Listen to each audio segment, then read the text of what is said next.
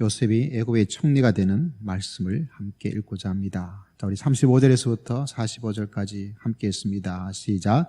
그들로 장차 올 풍년의 모든 곡물을 거두고 그 곡물을 바로의 손에 돌려 양식을 위하여 각 성읍에 쌓아두게 하소서.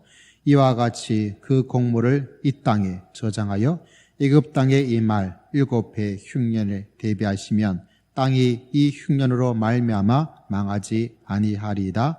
바로와 그의 모든 신하가 이 일을 좋게 여긴지라. 바로가 그의 신하들에게 이르되 이와 같이 하나님의 영에 감동된 사람을 우리가 어찌 찾을 수 있으리요 하고 요셉에게 이르되 하나님이 이 모든 것을 내게 보이셨으니 너와 같이 명철하고 지혜 있는 자가 없도다. 너는 내 집을 다스리라. 내 백성이 다 내 명령에 내가 너보다 높은 것은 내 왕자뿐이니라. 바로가 또 모세에게 내가 너를 애굽 온 땅의 총리가 되게 하노라 하고 인장 반지를 빼어 요셉의 손에 끼우고 그에게 세마포 옷을 입히고 금 사슬을 목에 걸고 자기에게 있는 복음 수레에 그를 태우매 우리가 그의 앞에서 소리 지를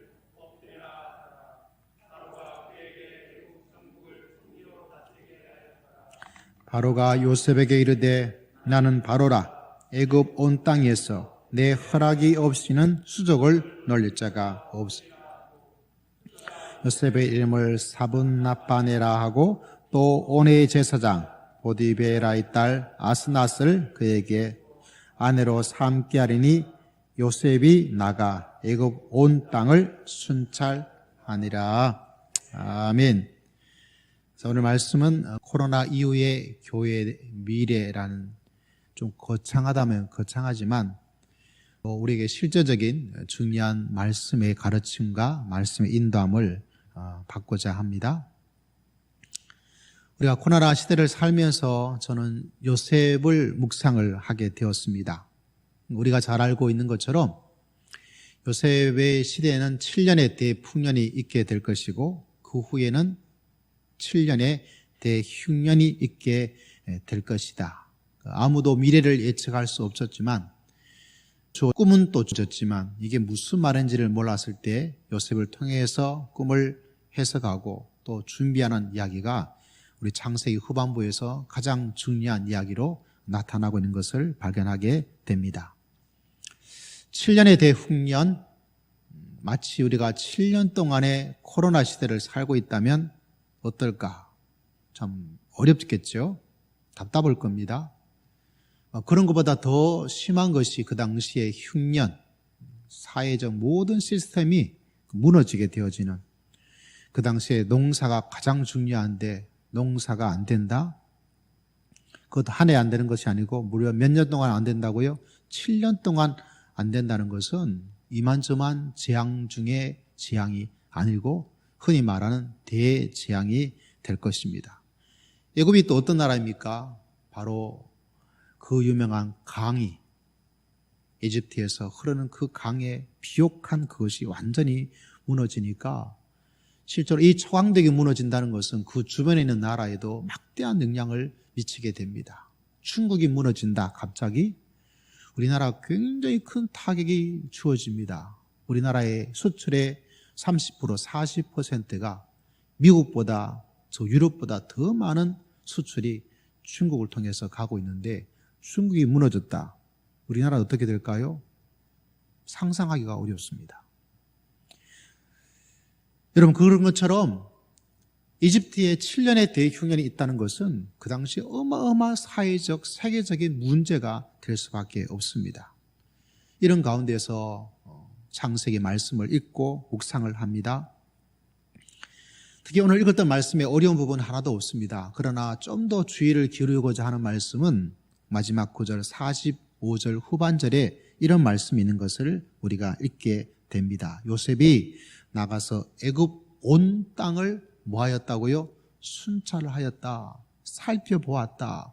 어떤지를 자세히 보았다. 여러 가지 의미를 가질 수가 있습니다. 다시 말하자면 지금 일어나고 있는 상황 속에서 어떻게 이거를 준비하고 흉년을 준비할 것인가? 어디에 창고를 만들 것인가? 창고만 만든다고 해서 정확한 예측도 해야 되고요. 그 많은 곡물들 다 이동하기 위해서는 도로도 확장을 해야 되고, 그 7년 동안 쥐가 먹지 않도록 뭔가 해야 되고, 여러 가지 것들을 생각할 수 있는 것이 굉장히 많을 것입니다. 그거를 다 할 수 있도록 그걸 준비하고, 또 흉년의 때가 되어지면 어디가 가장 흉년이 되어져서, 또 여러분 그거를 지방 곳곳에 다 나눠줘야 될 것이 아닙니까? 뭐 코딱지만한 그런 나라가 아니잖아요. 대제국입니다. 그 넓은 지역에 어떻게 하면 흉년의 시기에, 그래서 오늘 말씀에 온 땅이란 모든 땅을 다 살폈던 요셉의 모습을 발견할 수가 있습니다. 다시 이 말씀을 저는 묵상하고 또 생각하면서 요셉처럼, 여러분도 요셉처럼 이 시대를 잘 살피고 또 관찰하고 또 순찰해서 이 다음에 어떤 것들을 잘 준비해 나갈 수 있는, 그런 어려움을 잘 헤쳐나갈 수 있는 하나님의 사람 되시기를 주의 이름으로 축복합니다. 지금 온 세계가 2차 대유행, 우리나라는 그래도 방역을 잘하고 있어서 그렇지만 수치가 조금씩 올라가고 있죠. 많은 학자들이 예상했던 것이 이 가을과 겨울이 특히 위험하다. 그냥 공기로 말미암아 전염이 되어지고, 여러분 그래도 문을 활짝 열어두었죠. 물론 에어컨이 있긴 하지만 그래도 열어둬도 견딜만 했는데 추워지면 어떡합니까? 뭐라 그럴까요? 춥다고 문 닫으라고. 그러다 보니까 더 밀폐가 많아질 수밖에 없는 상황이 되어져서 학자들이, 또 우리나라 책임을 맡으신 분들이 조금 염려하고 걱정하는 시대를 맞이하고 있습니다. 여러분, 이런 시대를 바라보면서 우리가 어떻게 해야 될 것인가? 코로나 시대를 맞이하고 있지만, 교회라고 하지만 지금의 현재의 상황만이 아니라 이것이 끝나게 되어지면 이 바뀐 상황 속에서 교회의 미래는 어떻게 해야 될 것인가? 특별히 우연찮게 저희가 원치 않았지만 언젠가는 도래할 수밖에 없었겠지만, 또 제가 예배당을 이전해야 되는 그런 중요한 시기 속에서 우리가 어떤 마음을 가지고, 어떤 생각을 가지고, 또 하나님께 어떤 기도 제목을 가지고 하나님께서 우리에게 주시는 하나님의 꿈과 비전을, 주님의 뜻을 따라 이루어 나가야 될 것인가, 그런 고민을 하지 않을 수가 없습니다. 지금 우리가 이 코로나 시대를 맞이하면서 코로나는 여러 가지 시대적 상황을 변화를 만들어 버렸습니다. 상반기 때는 여러분 우리 모두에게 재난지원금이 다 나왔습니다. 안 받을 사람이 아무도 없어요. 코로나가 있지 않았다면 이 지원금을 줄 때 누구는 주고 누구는 주지 말아야 된다, 줘야 되냐 말아야 되냐, 그걸 가지고 갑론을박을 했겠지만, 그러나 많은 대다수의 사람들이 이런 어려운 때는 나라에서 세금을 어떻게 하더라도 지원을 해야 된다는데 많은 사람이 동의하고 공감을 하게 되었습니다. 코로나가 없었다면 그냥 정치권에서, 언론에서 맞다 틀리다 이거 하다가 1년 다 지나가 버려요. 그러나 이런 위험한 시기 속에서는 모두가, 거의 100%라고 말할 수 없지만 많은 사람들이 이건 해야지 이렇게 동의가 되어지고 신속하게 진행이 되어버렸습니다. 옛날 같으면 1년 지나도 아마 되지 않을 일들이 몇 개월 동안, 1, 2개월 동안 지나가 버리는 그런 시대가 되어버렸다는 사실이죠.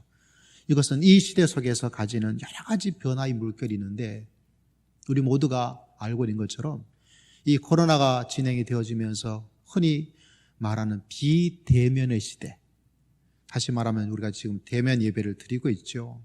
어떤 분은 대면 예배 아니면 안 된다.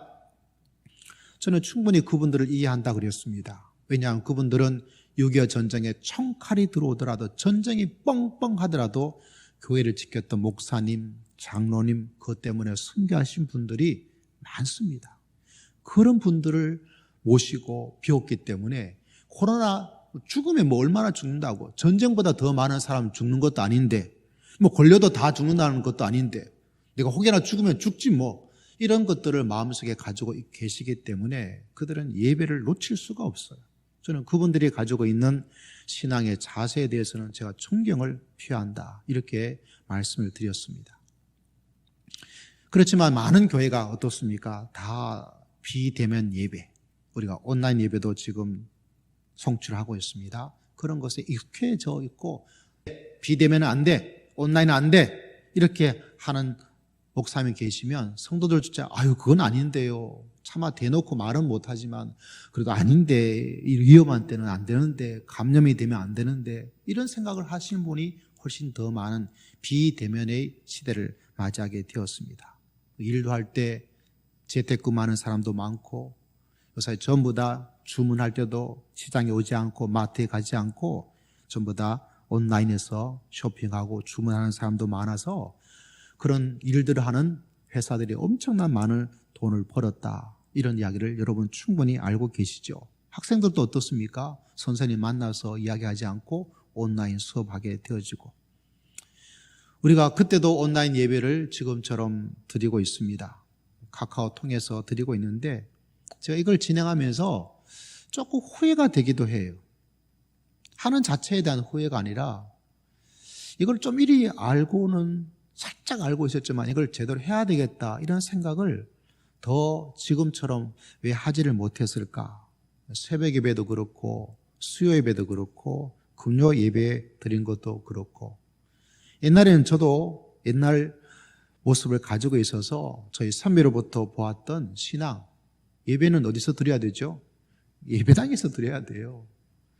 예배당에 오도록 만들어야 되고 예배당에 오지 못하면 안 된다는 것을 강조했지 올 수 없는 사람들에게 오지 못하는 거리의 사람들에게 어떻게 하면 해줄 것인가 그 생각을 한 번도 하지 않았다는 것은 아니지만 1차적으로 99.9%는 예배당 오도록 만들어야 되지.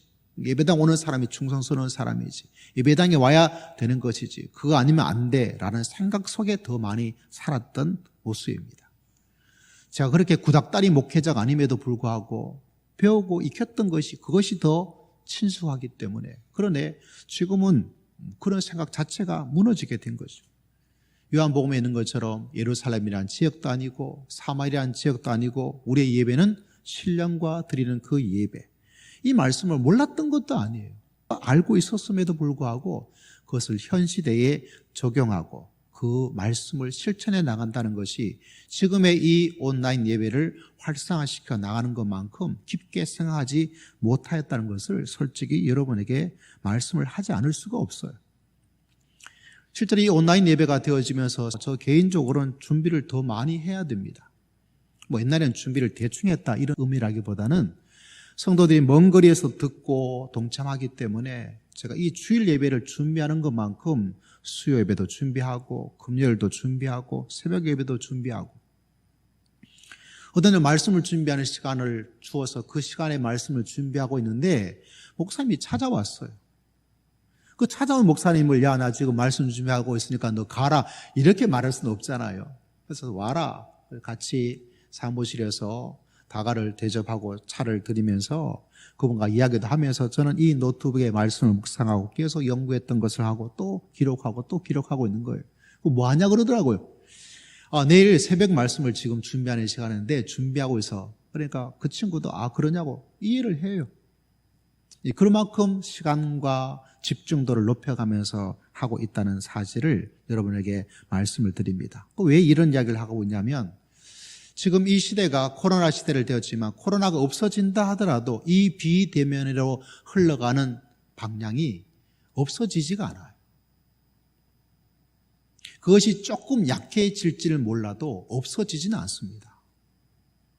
아마 여러분이 일이 생기면 목사님 저 온라인 예배 드릴게요 이렇게 말하기도 옛날에는 이 말 자체를 하지도 않았고 하기도 민망하고 목사님 죄송합니다 오늘 교회 가서 예배당 가서 예배 드려야 되는데 이런 말을 해야 되는데 지금은 뭐라고 말할까요? 저 오늘 온라인 예배 드릴게요 이렇게 말하기가 훨씬 쉬워지는 세상으로 가버린다는 사실입니다. 다시 말하자면 사이버의 시대 속에서 비대면의 예배 속에서 온라인 예배 속에서 온라인 신앙을 통해서 그래서 여러분 비록 이것이 끝난다 할지라도 모든 교회와 또 모든 성도들이 다시 예전 같은 교회 예배당 아니면 안 된다는 그 생각 속으로 돌아갈 수가 없어요. 다 안 돌아가요. 다시 말하자면 교회의 미래는 어느 곳으로 가야 될 것인가? 지금의 이 예배도 활성화를 시키고 그와 동시에 온라인 세상 속에서 하나님의 복음을 어떻게 그 영역 속에서 만들어 나갈 것인가. 이걸 제가 시대를 보면서 많은 목회자와 책을 보면서 얻은 하나의 결론이고 하나의 방향입니다. 그래서 우리 교회도 이 방향에 많은 비중을 두어야 될 필요가 있습니다.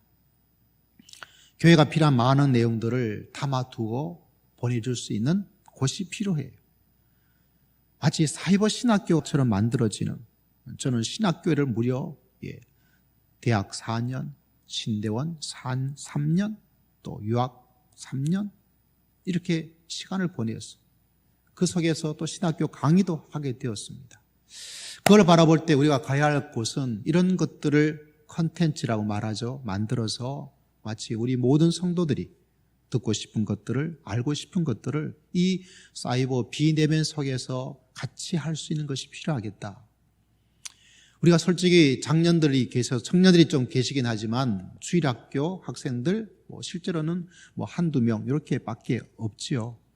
근데 주일학교도 어때요? 전도사님을 모셔서 그분이 어떻게 한다는 것도 있지만 1차적으로 사이버 주일학교를 만들어서 거기서 내용을 만들 필요도 있고, 찬양대 찬양사역도 우리가 이 대면의 곳에서 이곳에 와서 찬양도 있지만 찬양하는 사람들을 모아서 또 그들이 녹화를 해서 또 그런 콘텐츠를 만들고, 왜 이것이 필요하냐? 이런 시대가 돼버렸기 때문에 이런 사역으로 방향을 틀어서 어느 정도 하나하나씩 가는 것. 제 주변에는 목회자들 많습니다. 교회 사역하시는 목사님도 계시지만 사역하지 않으신 목사님도 계십니다. 그분들은 박사학위를 가지고 계신 분도 계십니다. 유학을 하신 분도 계십니다. 근데 그런 분들과 함께 협업을 해서 좋은 영상을 만든다면 그것도 참 의미가 있겠다. 어쩌면 학생이 없는 주일학교도 여러분 학생들을 올 때까지 오도록 만드는 것도 중요하지만 그 주일학교 해당되는 사람들을 대상으로 좋은 이야기를 담아서 미리 만들어 놓으면 또 그것을 많은 방송 매체를 통해서 우리가 하는 유튜브를 많이 보잖아요. 그런 것을 통해서 한다면 많은 도움이 되지 않을까. 왜 그러냐면 여러분 지금의 세상 속에서는 우리 시대는 보이는 대면의 장소 예배당에 와서 이걸 먼저 하고 나서 우리 교회가 보여주는 설교, 우리 교회가 해주는 이것을 찾아가는 시대인데 심히 시대가 바뀌어버렸어요. 뭐를 먼저 하는 시대가 되어버리냐면 사이버 온라인에서 먼저 바라보고 그 다음에 그것이 하는 곳으로 오는. 제가 한 가지 예를 들자면 제가 운동을 하다가 헬스를 했는데 너무 재미가 없어요. 혼자서 주변에 사람 만나기도 하고 한때는 전도에서 온 식구도 있긴 했지만 그런 여러 가지 목적을 가지고 했는데 혼자 하기가 너무 재미가 없어요. 그래서 같이 하는 게 뭐가 있을까 하다가 지나가다가 이제 탁구를 시작하게 되었습니다. 지금도 열심히 탁구 운동을 하고 있어요. 그런데 이거를 어떻게 해야 될까 이러다 보니까 어디를 찾아보냐면 동영상을 먼저 찾게 되었어요. 그래서 동영상에 보니까 탁구했던 국가대표 출신들 아니면 국가대표 아니지만 그래도 선수했던 많은 사람들이 영상을 너무 많이 만들어 놨어요. 그래서 그걸 봐요. 저건 저렇게 하는구나. 그래서 그걸 영상으로 배워서 탁구장 가서 이렇게 해보기도 하고, 심지어는 어떤 일도 한번 했었냐면 그분이 너무 잘 가르치는 거예요. 그 많은 사람이 진짜 잘 가르친다. 그래서 그분이 하는 탁구장을 제가 찾아갔어요. 다시 말하자면 영상으로 탁구하는 걸 보고 온라인으로 하는 것을 먼저 보고 사이버를 먼저 하고 나서 어디를 갔습니까? 현장을 갔어요. 지금의 시대가 제가 했던 것처럼 이보다 훨씬 더 많은 사람들이 이 사이버 세상을 듣고 보고 어디를 찾아가느냐? 현장을 찾아가요. 옛날에는 어땠습니까? 현장을 찾아가고 나서 그 다음에 온라인을 왔는데 지금은 온라인을 먼저 하고 나서 현장을 찾아가는 시대로 시대가 바뀌어져 버렸어요. 나는 그거하고 아무 상관이 없는데 나하고는 상관이 없을지 몰라도 이 시대가 그렇게 점점 변화하고 있다는 사실입니다. 여러분 미국에 보면 아주 유명한 교회가 하나 있습니다. life.church라는 사이트를 가지고 있는 교회인데 이 교회가 처음에 어디부터 시작했냐면 온라인 사이버로 시작을 했습니다. 지금 몇백만이 이곳에 있고 그러면 사이버로 전부냐? 아닙니다. 사이버가 있으면 반드시 뭐가 있냐면 사람이 찾아오게 돼 있어요. 제가 이정미 권사님에게 물어봤습니다. 온라인 예배 드린 적이 있는데 새벽도 드리는데 어떤가요? 물어봤어요. 왜냐하면 저는 항상 보내는 사람이지 받는 사람이 아니잖아요. 그걸 물어봤어요. 물어보니까 뭐라고 말씀을 하시냐면 이 비대면의 예배를 드리게 되니까 좋은 점이 뭐냐면 차분하게 예배에 더 집중할 수 있어서 그것이 좋다는 거예요. 물론 단점도 있죠. 단점은 뭐냐? 성도들과 만나는 그 만남의 어떤 그것이 없어서. 근데 아마 이 권사님의 말만이 아닐 거예요. 반드시 사람을 만나면 이렇게 우리가 온라인을 만나면 그것을 듣고 배우는 장점도 편리한 장점도 있고 집중할 수 있는 장점도 있는데 사람은 그렇게만 살아갈 수가 없잖아요. 여러분 그러면 결혼도 뭐로 하면 되죠? 온라인 결혼하면 되죠. 가정생활도 온라인 가정생활 하면 되죠. 그럼 재미가 없잖아요. 찌지고 볶더라도 애들 키워도 온라인 교육을 하면 되죠. 그렇지만 사람은 그렇게 살아갈 수 없잖아요. 사람은 흔히 말해서 사회적 만남의 요소를 가지고 있는데 다시 말하자면 우리가 어느 쪽에서 시작을 먼저 하느냐의 차이가 있을 뿐이지 근데 지금의 시대는 우리가 원하든 원치 않든 온라인과 사이버의 시대가 활짝 열려버려서 이거를 없앨 수가 없어요. 그래서 여러분 우리가 믿음의 길을 걸어가면서 기억해야 될 것은 이 라이프.처치 많은 교회가 이렇게 시작합니다. 그리고 이 교회가 결국 사이버 공간에서 있던 성도들이 모일 수 있는 그래서 미국 전역 곳곳에 흔히 말한 지부처럼 모이는 교회가 또 생겨나게 되었어요. 시작은 어디서부터 했다고요? 모이는 곳에서 시작한 게 아니에요. 사이버 공간에서 시작이 되어서 거기서 일들이 일어나게 되고 그 일들이 일어나서 그 곳에 마음을 가지고 있는 사람이 야 이것만 하지 말고 우리가 좀 모이자 좀 만나자 그래서 또 모이는 곳이 되어지는 근데 아마 앞으로는 이런 시대가 이런 흐름을 우리는 바꿀 수가 없어요. 우리가 교회를 이전하고 예배당을 생각하면서 우리 장로님과 중직자들 우리 성도님도 혹여나 이런 방향에 대한 강조를 하고 있다는 저의 이야기를 들으면 이게 이런 흐름 가운데 있기 때문에 비록 내 시대와 맞지 않고 내 세대와는 맞지 않지만 앞으로 가야 할 방향이 이곳이 있기 때문에 그래서 여러 성도님들 또 교회 이전을 위해서 생각하시는 분들도 이것을 어떻게 할 수 있는 예배당으로 나아갈 것인가 어떻게 이것을 이룰 수 있는 교회에 나갈 것인가 단지 그것은 우리가 이곳에 있던 곳을 또 다른 한 곳으로 옮기는 장소적 이전만이 중요한 것이 아니라 이런 시대의 흐름을 요셉의 순찰하에서 준비했던 것처럼 이것을 우리가 기도하고 하나님의 인도하심을 받으시고 또 우리가 함께 힘을 합쳐서 주님의 주시는 교회의 미래가 주의 뜻 가운데 이루어질 수 있는 아름다운 교회로 하나님께서 이끌어 주시고 우리가 함께 세워나갈 아름다운 교회가 될 줄을 믿습니다. 두 번째 또 하나 우리가 기억해야 될 것은 뭐냐면 여러분 모두가 실제적으로 더 많이 다가오는 것은 뭐냐면 경제적 위기입니다. 참 어려워요. 그러나 기업도 그냥 있지 않습니다. 우리나라 자동차 산업 굉장히 중요한 산업이죠. 이제는 석유, 기름이 아니라 전기차가 만들어지고 있습니다. 전기차로 가고 있습니다. 그런데 여러분 전기차는 안에 있는 부석이 단순해요.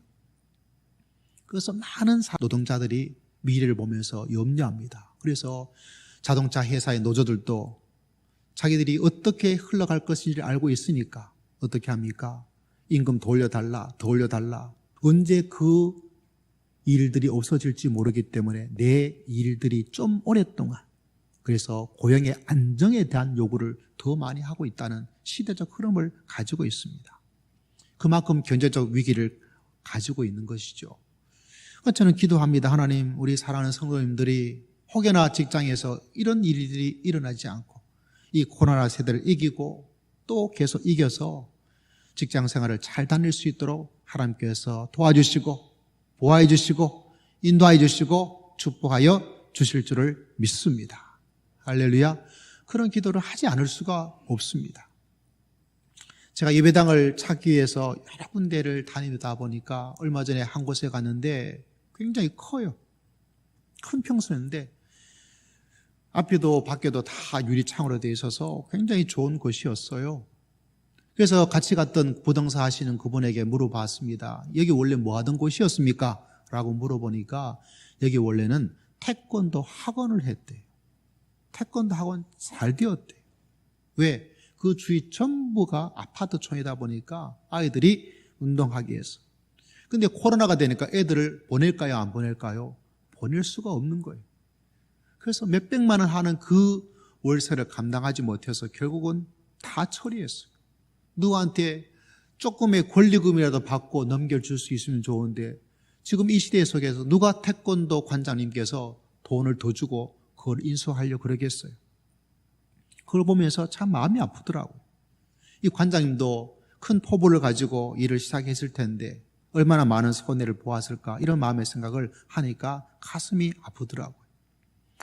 여러분, 그것은 여러분의 위기이기도 이 나라의 위기이기도 하지만 교회도 생각을 새롭게 할 시간이 되었고 기회를 만들어야 됩니다.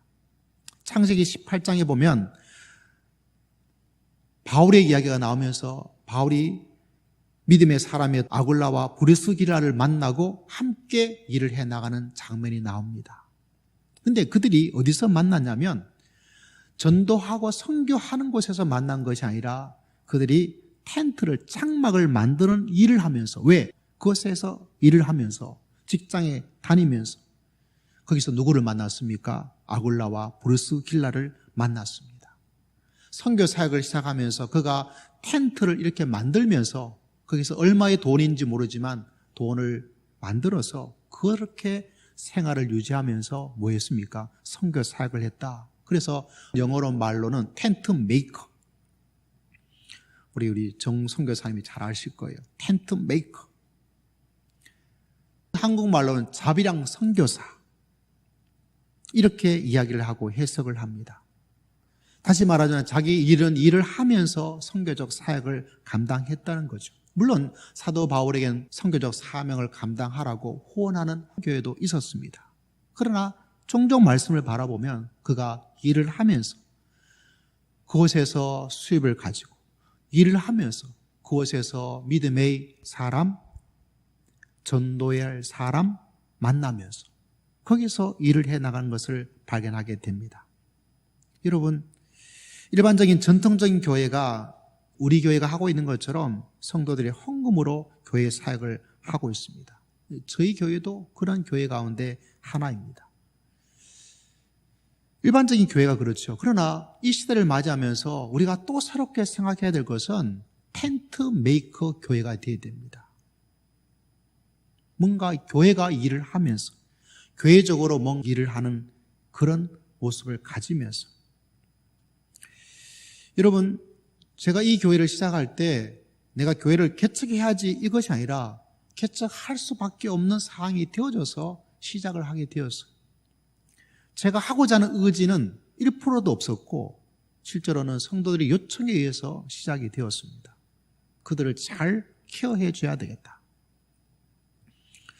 처음에 이 교회를 시작할 때 제가 텐트 메이커 교회를 생각을 했습니다. 그래서 그때 지금도 그런 생각을 좀 가지고 있지만 카페를 하면서 교회하는 교회를 찾아다녔어요. 왜냐하면 텐트 메이커 교회가 되기 위해서. 지금은 교회라는 곳이 있고 우리 앞에 있는 교회도 그렇지만 교회 안에 한 장소를 카페로 두는 것이 있지만 이건 교회 카페고 텐트 메이커 교회는 카페 교회예요. 도리어 카페가 있고 교회가 있는 중요도고 우선순위가 좀 다르다는 모습을 가지게 되죠. 그래서 많은 목사님을 그때 만났어요. 그래서 그거를 준비할 거를 다 준비를 했어요. 이렇게 가야 되겠다는 생각까지 했지만 처음에 저와 함께 시작했던 분은 아시겠지만 우리가 함께 모여서 시작할 때 얼마 되지 않다 보니까 저희가 가지고 있는 재정적 사항이 그걸 하기에는 벅찬 거예요. 그래서 저희가 작은 예배당에 우리 지난번 예배당이 있죠. 거기서 함께 모여서 이것이 어떤지 그래서 모두가 이것이 괜찮겠다 해서 시작을 하게 되었고 여기까지 오게 되었습니다. 하나님께서 그 사이에 많은 일들을 허락해 주었어요. 정말 너무 감사한 일도 많고 또 한 번도 교회에 나오지 않은 영혼들이 믿음으로 인도한 그런 일도 일어나서 너무 감사를 드리고 그렇지만 그런 가운데도 우리가 여러 가지 부족한 부분이 참 많이 있죠. 그래서 여러분, 우리가 이 시대, 코로나 시대를 맞이하면서 꼭 기억해야 될 것은 텐트 메이커 교회가 어떻게 될 것인가.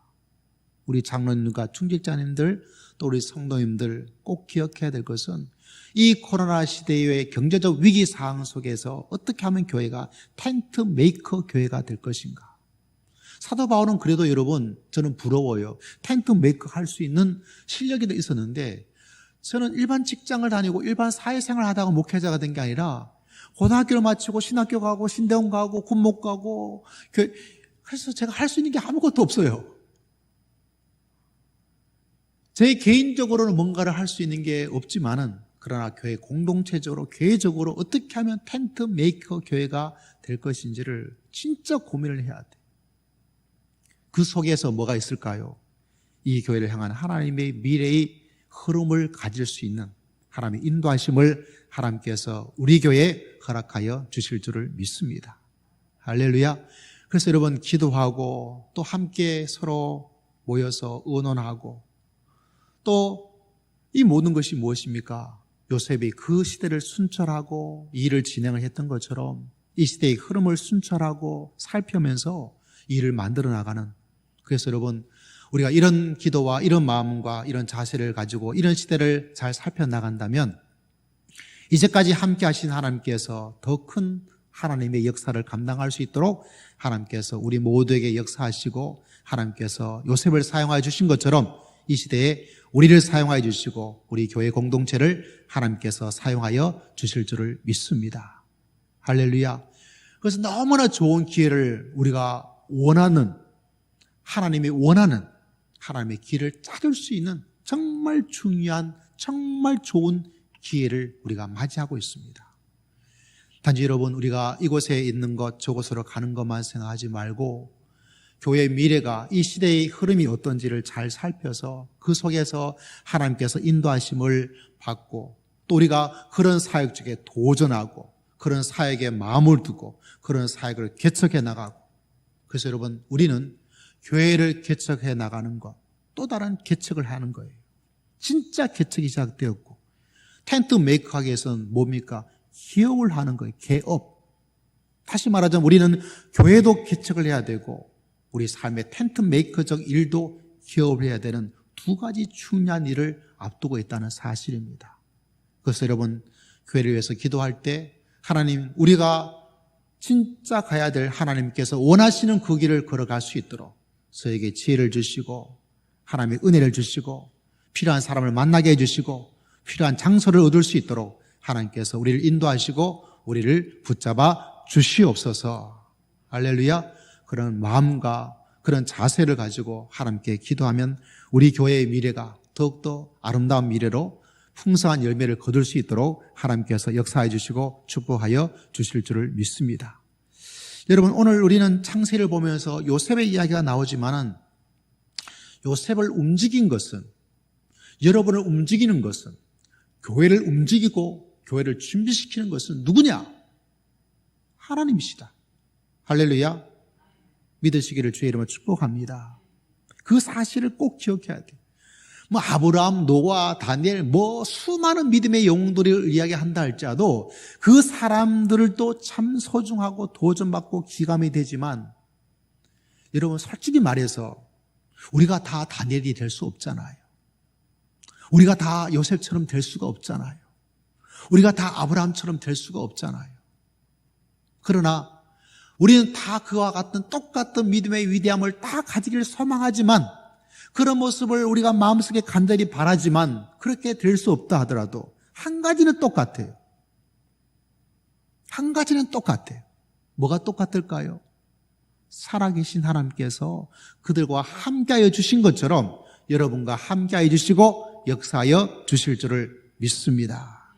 그거는 변하지 않습니다. 어쩌면 우리는 아브라함보다 더 좋은 시대, 예수님의 시대를 살고 있고, 다윗보다 더 좋은 시대, 하나님의 나라의 시대를 살고 있고, 다니엘보다 더 좋은 시대, 천국의 시대를 우리는 맞이하면서 살고 있습니다. 아마 다니엘이 이 사실을 알았다면 자기가 있던 시대와 자기가 가지고 있는 재능과 자기가 가지고 있는 그 총리의 그 모든 것하고 우리가 지금 가지고 있는 거하고 바꾸자면 다니엘이 바꿀까요? 안 바꿀까요? 제 짧은 생각에는 다니엘은 바꿀 겁니다. 왜냐하면 그가 살았던 시대에 하나님에 대한 것은 참 희미하였지만 십자가도 없었고 예수 그리스도 없었고 성령의 위대한 놀란 충만의 시대도 없었기 때문에 차라리 이 시대에서 믿음을 살아간다는 것이 얼마나 더 위대하고 풍성하고 놀라운지를 알았기 때문에 바꿀래 말래 그러면 어떻습니까? 바꾸자. 1초도 망설이지 않고 바꿀 가능성이 많다라고 저는 생각을 합니다. 그렇지 않겠습니까, 여러분? 여러분, 요셉의 시대도 중요한 분은 바로 하나님이시죠. 하나님께서 그 꿈의 이야기도 풀어주셨고, 그리고 더 놀란 것은 단순하게 7년 풍년과 홍련의 어려움을 극복하는 것이 아니라 이스라엘 민족이 그곳에 있어야 되고, 비록 그곳에서 노예로 있는 시가 있지만 다시 와야 되고, 그 모든 시대적 모든 거대한 흐름을 계획하고 그 거대한 흐름을 활용하시고 그 거대한 흐름 속에 하나님의 생명의 놀라운 역사를 일으키시는 분은 한 분밖에 없어요. 그걸 할 수 있는 분은 한 분밖에 없습니다. 그분이 누구십니까? 바로 전지전능하신 창조하신 우리의 하나님이신 줄을 믿습니다. 여러분, 그걸 바라보면서 우린 시대 속에서 하나님을 바라볼 수 있는 믿음과 하나님의 역사하심을 소망하는 소망을, 다시 말하자면 이 하나님을 붙잡는 것이 이 시대는 얼마나 중요한지를 모릅니다. 여러분, 우리가 이미 잘 알고 있는 것처럼 요셉이 얼마나 많은 우여곡절을 겪었습니까? 형제들에게 배신을 당하고, 여러분, 형제한테 배신을 당한 적이 있습니까? 빌렸던 돈을 떼먹은 사람은 없습니까? 내가 도와줬는데 그 도움을 하찮게 여기는 사람은 없었습니까? 그것만 하더라도 밉죠. 속상하죠. 혹여나 부모님이 여러분보다 다른 사람에게 더 많은 유산을 주었기 때문에 그것이 아픈 것은 없었습니까? 부모님이 나보다 저 사람을 더 사랑해 주었기 때문에 그것이 마음에 상처가 된 적은 없었습니까? 있죠. 저도 있어요. 그러나 아무리 그렇다 하더라도 나를 팔아먹지는 않았다는 거죠. 뭐로? 노예로. 살려달라고 했던 그 같은 집에 같이 살고 같은 밥을 먹었던 그 사람들이 어제까지만 하더라도 같이 놀았던 그 사람이 하루아침에 완전히 얼굴을 돌려버리는 그 배신감은, 그것도 다른 사람이 아니라 같은 집안에 있던 식구의 배신은 너무 어려워요. 또 어떤 일도 있었습니까? 자기가 진짜 전심전력으로 해서 보디발의 집에서 했는데 그 사모님께서 이 아줌마, 나쁜 아줌마예요, 성추행했다고, 성폭행했다고 억울한 누명을 씌웠어요. 여러분, 억울한 누명을 감당해 본 적이 있습니까? 진짜 억울해요. 피가 거꾸로 돌아요. 내가 하지 않았음에도 불구하고 어떻게 해서 할 수 없는, 벗을 수도 없고, 지금 뭐 CCTV를 있지만 CCTV도 없는 그 시대에 듣지, 아내의 말을 듣지 어떻게 그냥 노예의 말을 누가 듣겠어? 지금도 많은 곳에서 억울한 누명들이 막 일어나요. 난 그 사람을 보면 참 마음이 공감이 되고 이해가 되어져요. 얼마나 힘들었을까? 얼마나 어려웠을까? 여러분, 그런 우여곡절을 겪었던 이 요셉을 생각해 보십시오. 그리고 신하의 꿈도 해몽해 주었는데 그 꿈을 받은 사람이 고맙다 내가 너 잊지 않을게. 여러분, 절대로 잊지 않겠다는 사람을 잊지 마십시오. 잊지 않겠다는 사람은 곧 잊어버립니다. 내가 어떻게 해줄게, 도와줄게 하고 나갔더니 복직이 되었습니다. 왕의 밑에. 그 자리가 보통 자리가 아니잖아요. 충분히 기억해서 이 사람을 어떻게 할 수 있습니까? 도와줄 수 있어요. 빼낼 수 있어요. 하다못해 사식이라도 좀 넣어줄 수 있잖아요. 그게 없다는 거죠. 역시 인간은 믿을 게 아니야. 역시 사람은 믿을 게 아니야. 믿는 내가 바보지. 그러면서 그가 충분히 뭐합니까? 인생을 회의적으로, 인생을 패배주의적으로 보낼 수 있잖아요. 그리고 하나님한테 뭐라고 말할 수 있잖아요. 하나님, 내 인생은 왜 이렇게 만들었습니까? 그 인생이 충분히 흔들리고 오락가락 할 수가 있습니다. 넘어질 수가 있어요. 상처가 나서 쓰러질 수가 있습니다. 말로는 주여 말하지만 이 마음속에는 하나님에 대한 신앙의 확고함을 얻고 살아갈 수가 있어요. 떠나지도 못하고, 그렇다고 도망가지도 못하고, 붙어있지도 못하고, 우리 인생이 흔들릴 그 세상을, 시간을 보낼 수도 있잖아요. 그죠? 제가 이 말씀을 준비하다가 대중가요 노래 하나가 기억났어요. 뭐냐면 흔들리는 꽃들 속에서 내 산피향이 느껴진 거야. 이분 이 노래 아신지 모르겠어요. 흔들리는 꽃들 속에서 뭐 이렇게 하는데 연습을 했는데 지금 막상 하려니까 잘 안 되네요. 그게 기억이 나더라고요. 여인에 대한 사랑에 대한 이야기인데 가사는 흔들리는 그 꽃들 속에서 이 사람은 사랑하는 그 여인의 향기, 샴푸 향이 느껴진 거예요. 내가 사랑하는 여인이 사용하는 그 샴푸인데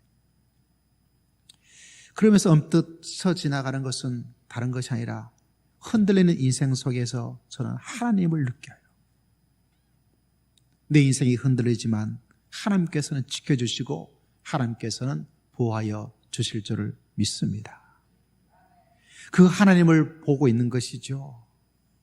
지난주에 정말 많은 사람에게 도움을 주고 웃음을 주었던 한 여자 개그맨이 어머니와 함께 세상을 떠났습니다. 기사를 보니까 이 사람에겐 악플 없는 연예인이다. 자신의 컴플렉스조차 웃음으로 승화시켰던 사람이다. 많은 사람에게 악플도 받지 않고 자기가 컴플렉스를 가지고 있지만 그것조차 승화시켜서 많은 사람에게 웃음을 주었고 많은 사람에게 즐거움을 주었고 많은 사람에게 스트레스를 해소하게 해주었고 그렇게 다른 사람에게는 웃음을 주었지만 정작 자기 자신에게는 웃음을 즐거움을 주지를 못한 안타까움. 참 마음이 아프더라고요. 여러분 살면서 나는 다른 사람에게 어떻게 할 수 있습니다. 교회적으로 이야기하자면 나는 저 사람에게 내가 믿음이 좋은 것처럼 보여줄 수도 있고 드러내게 할 수도 있어요. 그렇지만 정작 내가 신실한 마음을 가지고 하나님을 믿지 않는다면 우리 인생은 얼마나 안타깝고 불행해질 수 있을까요? 나는 저 사람에게 웃음을 주기 위해서 연구해서 하니까 야 너무 좋아. 당신이 생활하고 웃겨주는 그 자체가 너무 좋아서 악플도 없어요. 많은 사람이 자기 컴플렉스 때문에 얼마나 움츠러듭니까? 대학 때요 다니던 교회에서 한 여자 자매님이 계셨는데 이분 웃을 때마다 자꾸 여기를 이렇게 하더라고. 그럼 왜 그런지 난 몰랐어요. 그래 궁금해가지고 물어봤어요. 왜 그러냐고. 그 자매가 뭐라고 말하냐면 내가 웃으면 여기에 눈에 잔주름이 많이 생긴대. 그게 자기 컴플렉스예요. 그러니까 웃을 때마다 뭐하냐고 그거 생기지 않도록 보는 데서 이렇게 하더라고. 그래서 하겠습니다. 제가 남자로서 충분히 이해가 되지 않았지만 한 가지 마음에 드는 것은 저분이 저게 얼마나 마음속에 그게 되었으면 저렇게 그걸 할까 이런 생각이 들었어요. 근데 이 사람은 어떻습니까? 자기 컴플렉스, 다들 컴플렉스 때문에 하는 그 가운데서 어떻습니까? 그 컴플렉스조차 이겨내는 그 모습에 사람들이 박수를 보내는 거죠. 야, 저 사람은 저렇게 잘 이겨냈구나. 잘 이겨내는 줄 알았습니다. 웃음을 줄 수 있으니까 그 사람에게는 웃음이 가득한 줄 알았습니다. 그렇지만 우리가 몰랐던 자기 자신이 어떤 것이 있는 것이죠. 그게 그 사람의 문제, 그 사람에게만 일어난 문제겠습니까? 저에게는 그것이 없을까요? 여러분 없을까요? 뭔가 다 있다는 사실이죠. 그러나 우리에겐 놀라운 하나의 이야기가 있습니다. 놀라운 그분이 계십니다. 누구십니까? 살아계신 하나님께서 우리 가운데 역사해 주시고 하나님께서 붙잡아 주실 줄을 믿습니다. 그분을 붙잡으면 여러분, 내 속에 다른 사람이 보이지 않던 그 모든 부분조차 우리 마음을 하나님께서 만져주시고 이끌어주시고 하나님께서 사랑해 주시고 하나님께서 축복하여 주실 줄을 믿습니다. 여러분, 촌균새라는 세계적 베스트셀러가 있습니다. 제레드 다이아몬드라는 분이 인류 문명의 어떤 민족은 잘 됐고 어떤 민족은 망하는지 세 가지 중요한 원인인데 그가 한 단어가 총, 두 번째가 균, 세 번째가 새. 물론 앞으로 미래는 또 다른 어떤 요인이 있겠지만 두 번째가 뭐죠? 총 다음에 균, 바이러스입니다. 바이러스 때문에 수많은 민족이 흥망성쇠를 거두었다. 왜 이 바이러스가 일어나게 되는가? 인간의 탐욕이, 이 코로나도 인간의 탐욕으로 인간이 살기 위해서 더 많은 영역을 침범하니까 동물들이 갈 데가 없습니다. 접촉하게 되니까 감염되어지고 또 그거 먹어야 뭐 건강해진다 또 잡아먹고 그러다 감염되어지고 인간의 그 얄팍한 욕심과 얄팍한 계산이 결국 이렇게 많은 사람을 죽음으로 몰고 있다는 사실을 이 책에서 이미 말을 해 주었어요. 우리가 잘 아는 마이크로소프트 창업자였던 빌 게이츠, 그가 어떤 강연에서 이런 말을 했습니다. 앞으로 인류를 위협할 재앙은 핵이 아니라 바이러스가 될 것이다. 이미 5년인가 6년 전에 이 이야기를 했습니다. 그럼에도 불구하고 별로 관심을 두지 않아요. 지금도 여러분 아무리 백신을 만들어서 나간다 하더라도 제가 짧은 지혜로 말씀드렸잖아요. 또 생겨지게 돼요. 또 이런 재앙이 팬데믹이 일어나서 그때는 우리나라 방역이 더 잘 될지 덜 될지는 또 알 수가 없어요. 이런 시대 속에서 여러분 살아갈 길은 살아계신 하나님을 붙잡고 살아계신 하나님을 의지하고 살아계신 하나님께서 우리 가운데 역사하여 주실 줄을 믿습니다. 그걸 끊임없이 이야기하고 믿고 나가야 돼요. 그렇다면 여러분 그 속에서 우리는 놀라운 하나님의 역사를 만나게 될 겁니다. 여러분 뉴욕이라는 곳을 들어보셨죠? 저도 가보지는 못했습니다. 뉴욕에 가면 많은 사람이 이야기하는 하나의 공원이 있습니다. 센트럴 파크라는 공원이 있습니다.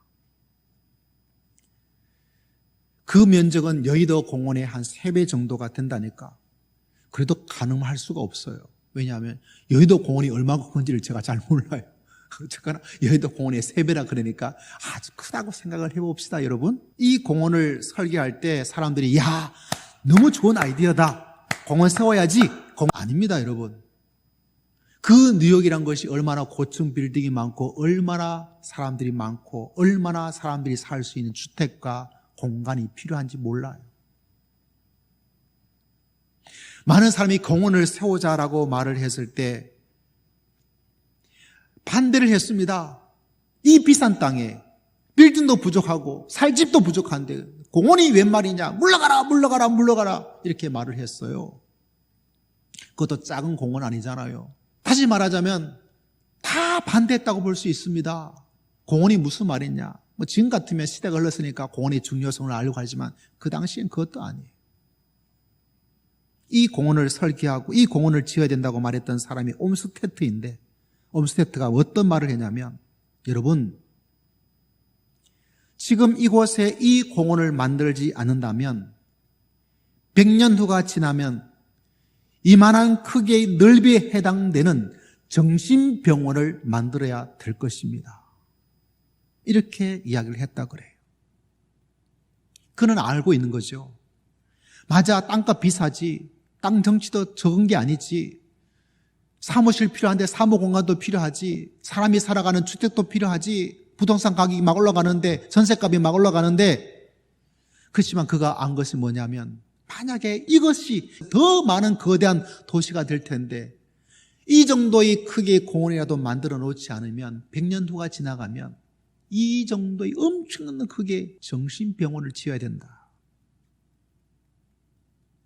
지금 센트럴 파크의 공원을 이야기를 하는 게 아닙니다, 여러분.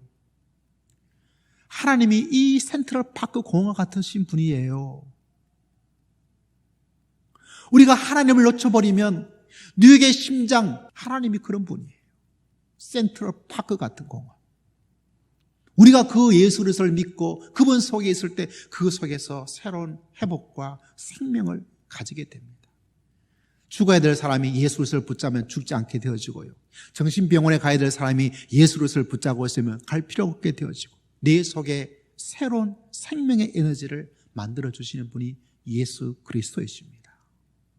여러분, 이 한 주간도 이 센트럴 파크 같은 공원 같은 그 하나님, 그것보다 더 놀라우신 그 하나님을 내 마음속에 붙잡고 그분과 함께 호흡하고 그분을 의지하고 살아갈 수 있는, 복된 길을 걸어갈 수 있는 여러분 모두가 꼭 되시기를 주의 이름으로 축복합니다.